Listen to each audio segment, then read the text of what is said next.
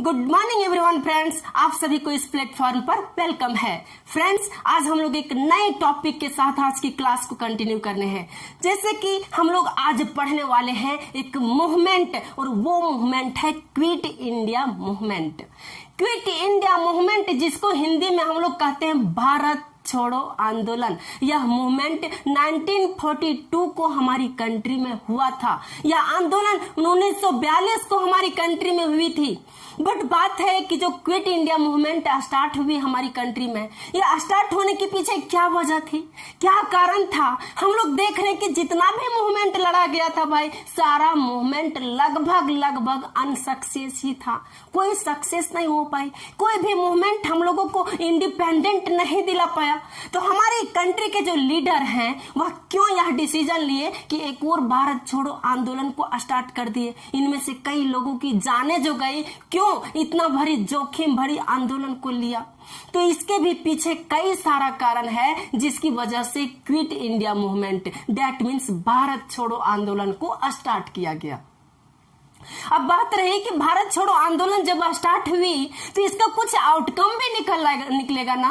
कुछ आउटकम जब तक नहीं निकलेगा कि हम लोग उसमें देखें, पीछे जितना भी मूवमेंट हम लोग देखें, उसमें से हम लोग ये देखें कि जितना भी मूवमेंट लड़ी गई थी, बीच में ही कुछ मूवमेंट को कॉल बैक कर दिया गया था। जैसे कि नॉन कॉपरेशन मूवमेंट जो हुआ, असहयोग आंदोलन, उसको बीच में ही कॉल बैक कर दिया, यानी वापस ले लिया गया। सिविल डिसओबीडियंस मूवमेंट जो हुआ, सविनय अवज्ञा आंदोलन, उसको भी वापस ले लिया गया। तो क्या भरोसा था कि इस मूवमेंट को भी स्टार्ट करेंगे और इसको भी वापस ले लिया जा सकता है? ऐसा उम्मीद हो सकता है ना, गांधी जी ऐसा कर सकते हैं कि इसको वापस ले सकते।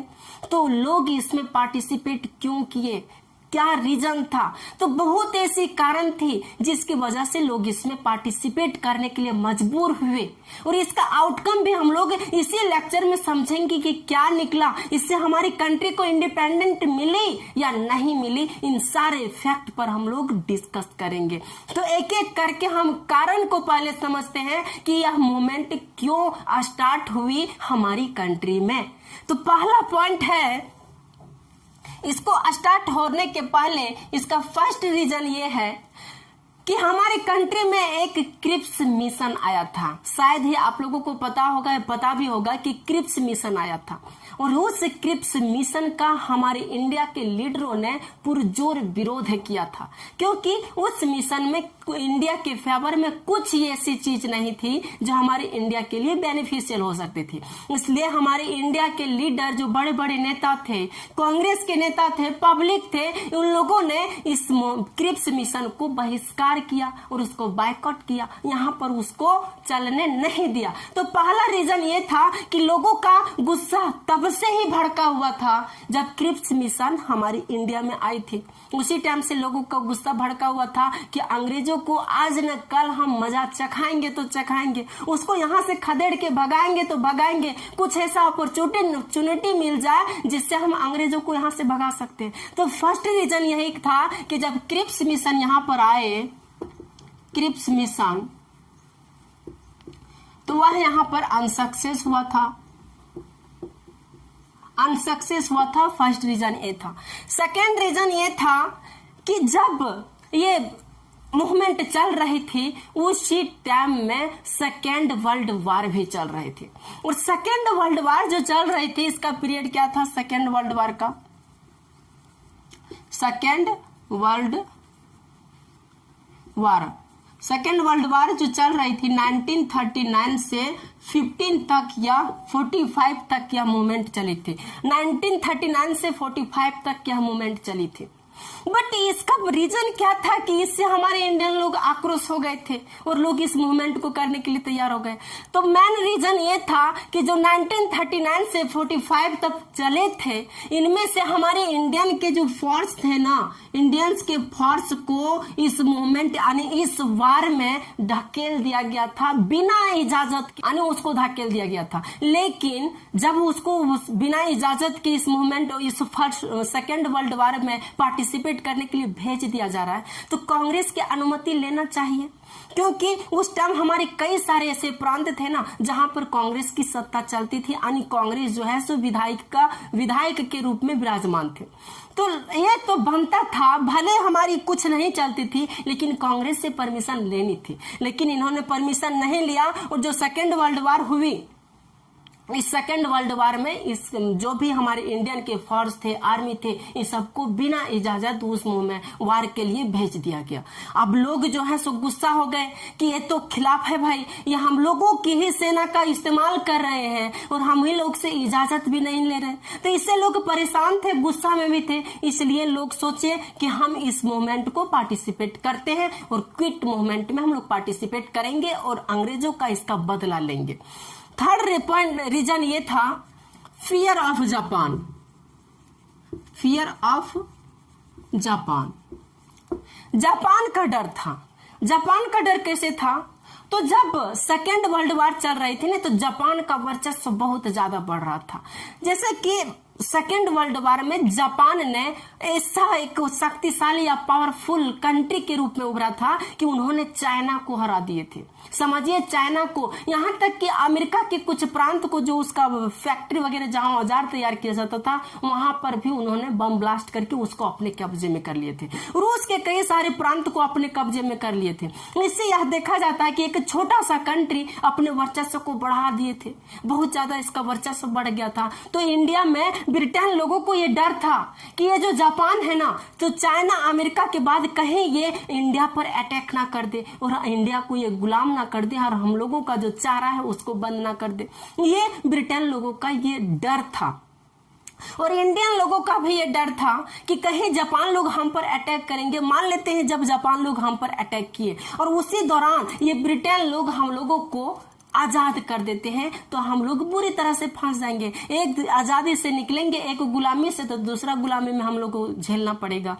तो लोगों को ये डर था, जापान का डर था कि कहीं जापान हम पर अटैक नहीं कर दे, इसलिए लोग जो है सो इससे डर रहे थे और इस मूवमेंट में पार्टिसिपेट कर रहे थे। थर्ड रीजन ये था। फोर्थ रीजन, यहाँ इकोनॉमिकल कंडीशन बिगड़ गए थे। इकोनॉमिकल कंडीशन बिगड़ गई थी, आर्थिक स्थिति उत्पन्न हो रही थी। हम देख रहे हैं कि इतना सारा मूवमेंट हो रही है, इतना सारा आंदोलन हो रही है, तो आंदोलन में क्या होगा? इतना सारा क्षति हो रहा है, यानी 1 दिन 2 दिन 5 दिन 10 दिन का मूवमेंट आंदोलन रहता तो चलता। लेकिन सेकेंड वर्ल्ड वार जो देखे कि कितना साल, यानी लगभग 1939 से 45, लगभग 5 साल यह मूवमेंट चली, 5 ईयर तक। तब समझिए कि 5 ईयर में कितना नुकसान होगा। जब मूवमेंट रोज लड़ी जाएगी, रोज ये क्रांति होगी, तो कितना नुकसान होगा। यहाँ तक कि हमारे देश में जो इतना मूवमेंट लड़ी जा रही थी, इतना आंदोलन हो रहा था, कितना सारा नुकसान होगा। इन सारे नुकसानों को कैसे हम लोग झेल पाते? तो झेलने के लिए क्या, हम लोगों के पास इतना इकोनॉमिक कंडीशन अच्छी नहीं थी। हम लोगों के पास दिवालिया हो चुके थे, हमारा देश पूरी तरह से खोखला हो चुकी थी। यही वजह है कि लोग परेशान हो चुके थे कि अब हम लोग नॉन कॉपरेशन, इसमें क्विट इंडिया मूवमेंट यानी भारत छोड़ो आंदोलन में हम लोग यदि पार्टिसिपेट नहीं करेंगे, तो ये इंग्लैंड जो है, ये ब्रिटेन जो है, हम लोगों को और ज्यादा ब्लड को चूसेंगे और हम लोग और ज्यादा कंगाल हो जाएंगे, दिवालिया हो जाएंगे, हम लोगों का कोई अस्तित्व ही नहीं बचेगा। इसलिए हम लोगों को भारत छोड़ो मूवमेंट में शामिल होना पड़ेगा। इसलिए लोग जो है सो इसमें शामिल हो गए। और 5 रीजन ये था कि जो ब्रिटिश लोग थे ना, ब्रिटिश लोग वह अपने मिलिट्री के लिए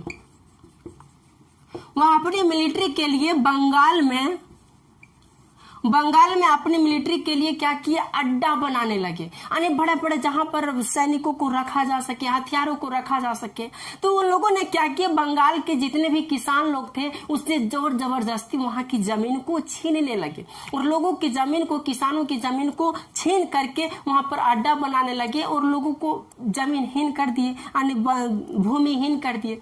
इससे किसान लोग जो है सो परेशान हो गए।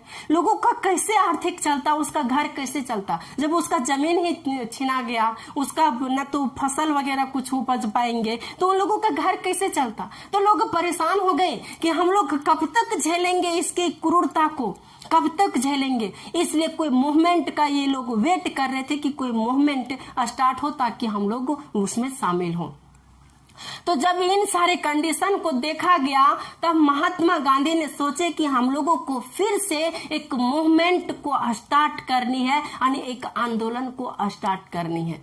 तो एक आंदोलन को जब स्टार्ट करने तो ऐसा कौन सा आंदोलन को स्टार्ट किया जाए भाई, जिससे कि हमारी कंट्री के लोगों को इंडिपेंडेंस मिल सके। कोई ऐसा मूवमेंट होगी, आंदोलन होगा। तो इन्होंने सोचा कि क्यों नहीं हम भारत छोड़ो आंदोलन को स्टार्ट करते हैं।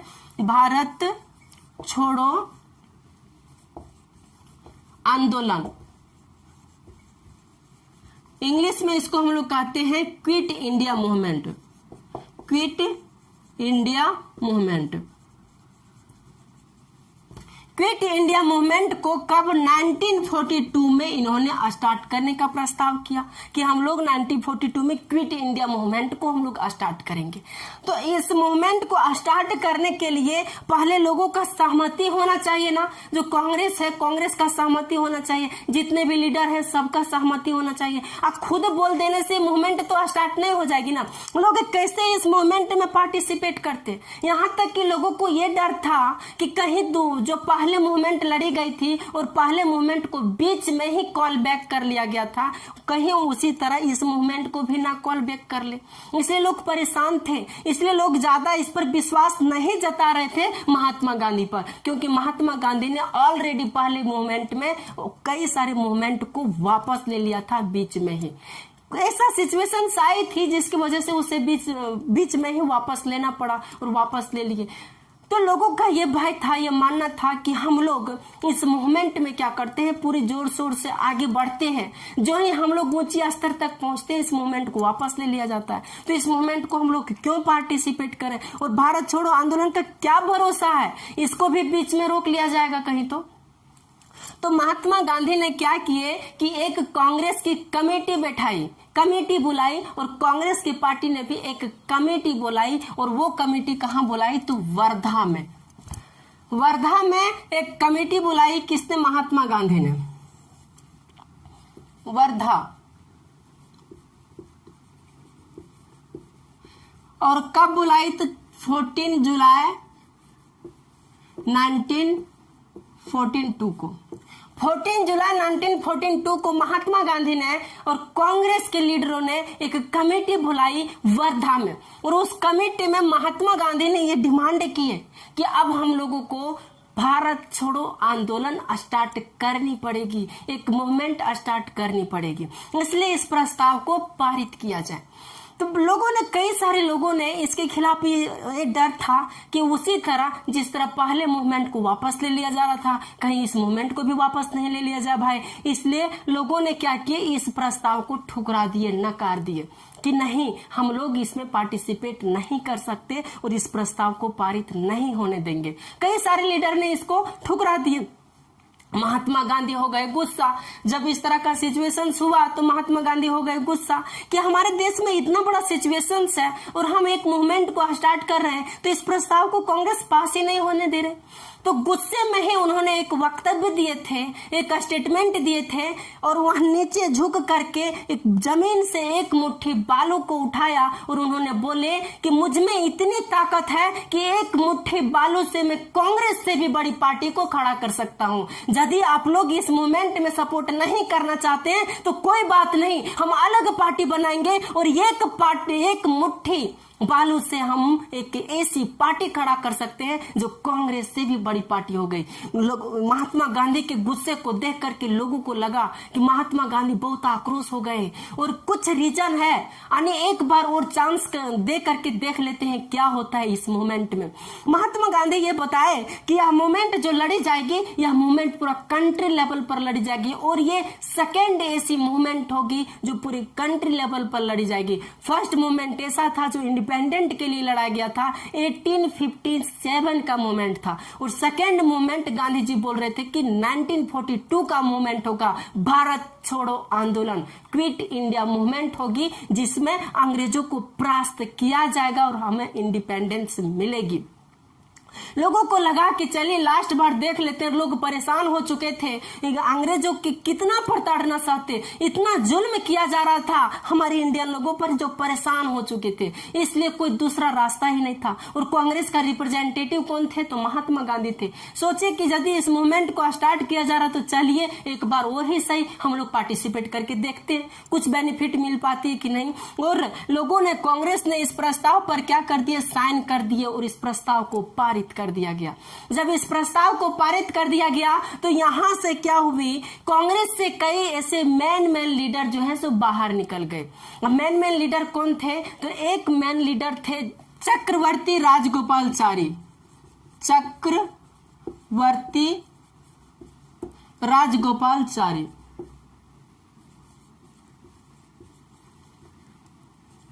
चक्रवर्ती राजगोपालचारी यह कांग्रेस से अलग हो गए और महात्मा गांधी नहीं, नेहरू, जवाहरलाल नेहरू और मौलाना आजाद,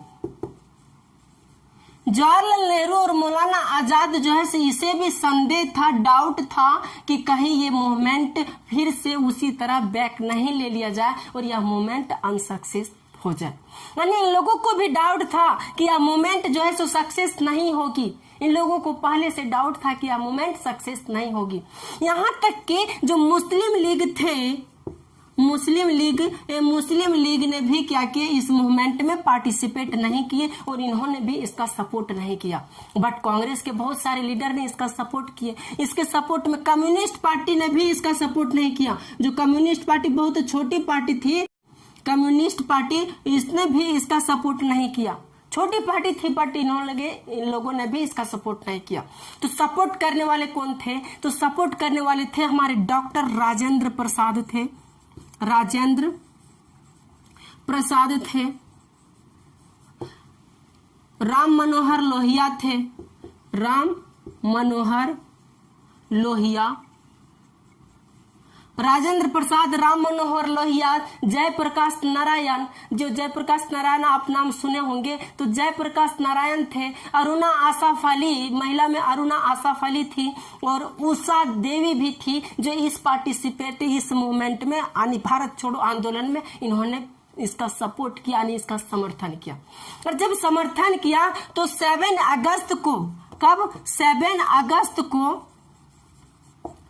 7 अगस्त 1914 को जो क्विट इंडिया मूवमेंट था, इस क्विट इंडिया मूवमेंट को कहां पर? महाराष्ट्र में इसको पारित घोषित कर दिया और 8 अगस्त से इस मूवमेंट को स्थापित कर दिया, यानी इस मूवमेंट को स्टार्ट कर दिया। स्टार्ट कब से हुई? 8 अगस्त से यह मूवमेंट जो है सो स्टार्ट हो गई। पूरी इंडिया में जो यह मूवमेंट जो है स्टार्ट हो गई।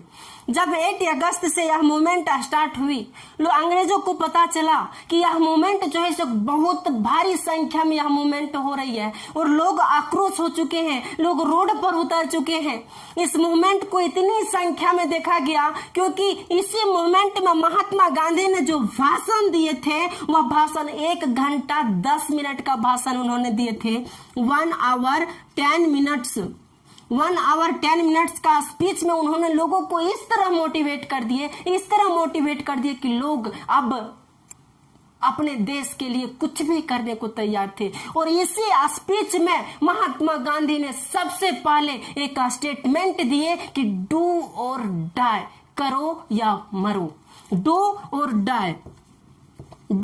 डाई, करो या मरो। अब अपने इंडिपेंडेंस, अपनी आजादी के लिए आप करो या मरो, यानी मरना है तो मरो, अपने देश के लिए मरो, करना है तो अपने देश के लिए करो। और इस मूवमेंट को स्टार्ट करने से पहले इन्होंने 13 प्लानिंग बनाया था, 13 प्लानिंग बनाए थे जिसके बेस पर इस मूवमेंट को लड़ा जाना था। इन्होंने ये भी बोले थे कि यदि मान लेते हैं कि गांधी जी गिरफ्तार हो जाते हैं तो आप लोगों को ये मूवमेंट बीच में ही बैक नहीं कर देना होगा, यानी वहीं पर रोक नहीं देना होगा, यानी इस मूवमेंट को आप लोगों को बढ़ाना होगा।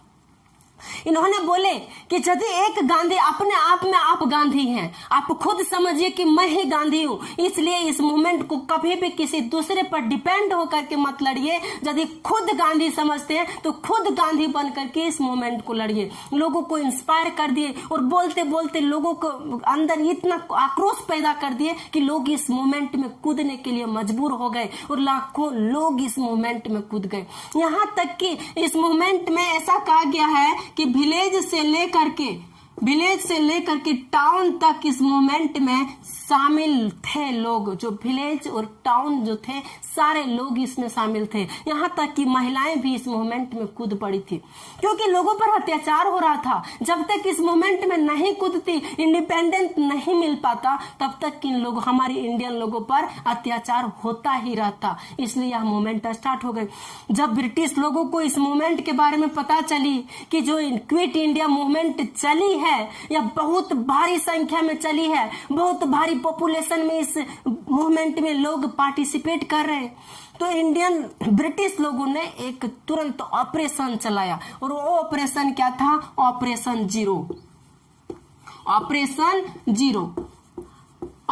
जीरो ब्रिटिश लोगों ने चलाया। अब बात रही कि ऑपरेशन जीरो में ऐसा क्या था, तो ऑपरेशन जीरो आवर था।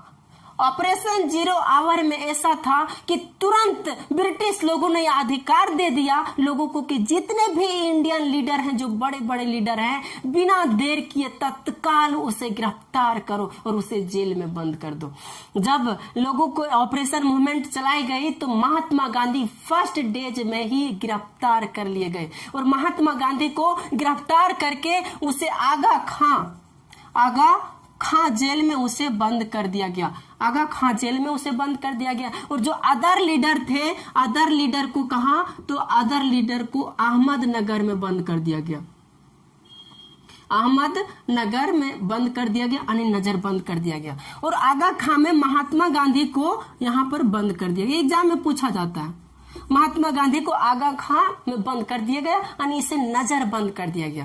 नजर बंद का अर्थ है कि लोगों को, इंडियन लोगों को ये नहीं पता होना चाहिए कि महात्मा गांधी को कहां पर रखा गया है, क्योंकि यदि लोगों को पता चल जाता कि महात्मा गांधी को आगा खां में रखा गया, उसे कैद किया गया है, तो इंडियन लोगों में इतना आक्रोश था कि यहाँ तक पहुंच जाते और लोगों की, जो ब्रिटिश लोगों की जेल रहे, घर रहे, कुछ रहे, ताश नाश करके बर्बाद कर देते। इस मूवमेंट में हजारों लाखों लोग रोड पे उतर गए और जहां पर देखते थे कि कोई भी सरकारी दफ्तर है, कोई भी सरकारी बस है, कोई भी सरकारी स्कूल है, जेल है, कुछ भी गवर्नमेंट चीज दिख जाता था, उसको ये लोग बर्बाद करते ही जा रहे थे। धीरे धीरे जब ब्रिटिश लोगों को लगा कि ये बर्बादी की ओर बढ़ रहे हैं, तो ब्रिटिश लोगों ने क्रूरता अपनाई और इतना क्रूरता अपनाई कि ये मूवमेंट धीरे धीरे हिंसक होता चला गया और ये मूवमेंट धीरे धीरे वायलेंट हो गई ये मूवमेंट, हिंसक हो गई। तो हिंसक हो गई, बट महात्मा गांधी को अभी तक इसके बारे में पता नहीं था क्यों उसे नजरबंद कर दिया गया था। लेकिन ये मूवमेंट धीरे धीरे हिंसक हो गई और लोगों को गिरफ्तार करना शुरू कर दिया। यहाँ तक कि नहीं सिर्फ बड़े लीडर को, बल्कि छोटे छोटे लीडर को भी गिरफ्तार करके उसे जेल में बंद कर दिया गया। और जो भी पब्लिक लोग थे, पब्लिक लोग भी गिरफ्तार किए गए। लगभग कहा जाता है कि 1 लाख लोग, यानी 1 लाख लोगों को गिरफ्तार करके जेल में बंद कर दिया था। 1 लाख लोगों को। और जो मजदूर थे, महिला थे, बच्चों थे, उस पर प्रताड़ना कर रहे थे। लोग परेशान हो चुके थे। जानतः जाकर के 1 साल लग गया, कितना 1 ईयर इसे लग गया इस मूवमेंट को दबाने में। जाके पूरा क्रूरता अपनाए, निर्दोषों पर हथियार उठाए, लोगों को गोलियों से भुना गया, फिर भी 1 साल उसे इस मूवमेंट को दबाने में लग गए। और जा करके यह मूवमेंट धीरे धीरे शांत हुई और गांधी जी को भी छोड़ा गया। लेकिन बात है कि यह मूवमेंट जब शांत हो गई तो इसका कुछ आउटकम निकला कि नहीं निकला। उसी तरह यह मूवमेंट हो गई कि इसका कुछ आउटकम निकला। तो जब यह मूवमेंट शांत हुई तो इसका भी आउटकम निकला। आउटकम यह निकला कि अब लोगों को, देश दुनिया के लोगों को यह पता चल गया कि इंडिया के पब्लिक पर जुल्म किया जा रहा है, वहां के लोगों को सताया जा रहा है। इसलिए अमेरिका, चाइना, रूस लोगों ने ब्रिटेन लोगों पर दबाव दिया कि जो इंडिया में जो भी राजनीतिक व्यवस्था है उसे सुधारा जाए, उसको ठीक किया जाए। यदि उसे गुलाम बना करके रखे तो उसे आजाद कराया जाए। लोगों ने इस पर दबाव दिया। यह मामला जो है धीरे धीरे इंटरनेशनल लेवल पर पहुंच गई। जब इंटरनेशनल लेवल पर पहुंची, कब? जब यह मूवमेंट हुई, और इतना जोर जोर से यह मूवमेंट हुई तब। ये मूवमेंट यदि नहीं होती तो ये मामला, ये इशू इंटरनेशनल लेवल तक नहीं पहुंचता। तो लोगों ने जब दबाव बनाना शुरू कर दिया, और एक रीजन ये भी हमारी इंडिया को इंडिपेंडेंट होने में, क्योंकि उसी टाइम ब्रिटेन में चुनाव होने वाली थी, और जो चुनाव होने वाली थी और वहां पर लेबर पार्टी की गवर्नमेंट बनने वाली थी। लेबर पार्टी की गवर्नमेंट बनने वाली थी। लेबर पार्टी में एक जो रिप्रेजेंटेटिव था वह थे क्लाइमेट एटली। क्लाइमेट एटली लेबर पार्टी के रिप्रेजेंटेटिव थे। इन्होंने पहले ही बोले थे, चुनाव से पहले ही बोले थे कि यदि हम चुनाव में जीत जाएंगे तो इंडियन लोगों को हम आजाद कर देंगे। और ऐसा ही हुआ। यह जो है क्लाइमेट एटली लेबर पार्टी से ब्रिटेन में यह जीत जाते हैं, और जब ब्रिटेन में जीत जाते हैं तो ये जो है से आदेश देते हैं कि इंडिया के लोग क्या चाहते हैं। हमारे इंडिया जो है, जिस पर हमारे कंट्री रूल्स कर रहे हैं, वहां के लोग क्या चाहते हैं। इंडिया के लोग जो भी चाहते हैं उसे जाकर के दे दो, क्योंकि ये लोग जीते थे वो इंडिया के ही बल पर ही वहां पर चुनाव जीते थे। तो जब देखा गया वहां से आए लोग और देखेंगे कि इंडिया के लोग जो है सो इंडिपेंडेंट चाहते हैं, तो इसी क्लाइमेट एटली की वजह से हमारा आजाद 15 अगस्त 1947 को आजाद हो गया। हमारा देश आजाद हो गया 1957 को। तो यह जो 1942 में ये जो क्विट इंडिया मूवमेंट लड़ी गई थी, इसका भी बहुत इंपॉर्टेंस था। यदि यह मूवमेंट नहीं लड़ी जाती तो कांग्रेस जो है सो क्लाइमेट एटली की ओर नहीं जाते, और क्लाइमेट एटली की ओर जब नहीं जाते, यहाँ तक कि इस इशू को इंटरनेशनल लेवल पर नहीं जाता, तब लोगों को इंडिपेंडेंस नहीं मिल पाती। इसलिए 1942 मूवमेंट जो भारत छोड़ो आंदोलन था, इस मूवमेंट को एक सक्सेस मूवमेंट माना जाता है। तो ये जो पूरा था, ये क्विट इंडिया मूवमेंट का पूरा समरी था। आई होप आप लोगों को ये वीडियो अच्छी ही लगी होगी, और यदि अच्छी लगी होगी तो आप इस चैनल को सब्सक्राइब करके जाइएगा, और बगल में बेल आइकन है उसे भी दबा दीजिएगा। और कोई आपके आसपास में भी होगा जो जानना चाहता है तो उसको भी शेयर कर दीजिएगा। Thank you very much. जय Hind. Have a nice day. Bye bye.